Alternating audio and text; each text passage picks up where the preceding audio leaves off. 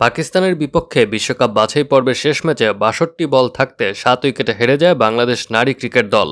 আর এতেই সেপ্টেম্বরে ভারতে অনুষ্ঠেয় বিশ্বকাপে খেলা নিয়ে শঙ্কায় পড়ে যায় বাংলাদেশ দল। অন্যদিকে থাইল্যান্ড ১৬৬ রানে অল আউট হতেই ওয়েস্ট ইন্ডিয়ানরা জেনে যায় কী করলে বাংলাদেশকে পেছনে ফেলে বিশ্বকাপে যাবে তারা। কাজটা অবশ্য কঠিনই ছিল। ১৬৭ রানের লক্ষ্য ছুঁতে হতো ১০ ওভারে। স্কোর সমান হয়ে যাওয়ার পর ছক্কা মারলে ১১ ওভারে জিতলেই চলত।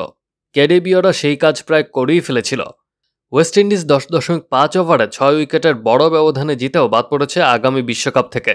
ছক্কা হাঁকিয়ে জয় নিশ্চিত করলেও বিশ্বকাপটা উইন্ডিজ নারীরা মিস করে যায় ০.০১ রান রেটের জন্য।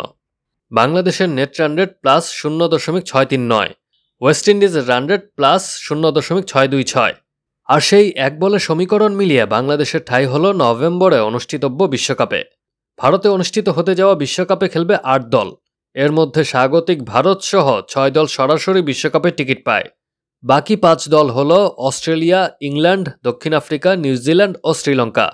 বিশ্বকাপ বাছাই পর্বে ৫ ম্যাচে জিতেই বিশ্বকাপের টিকিট পায় বাছাই পর্বে স্বাগতিক পাকিস্তান। আর অন্য টিকিট হাতে পেলেন নিগার সুলতান ও জ্যোতিরা। Action sports.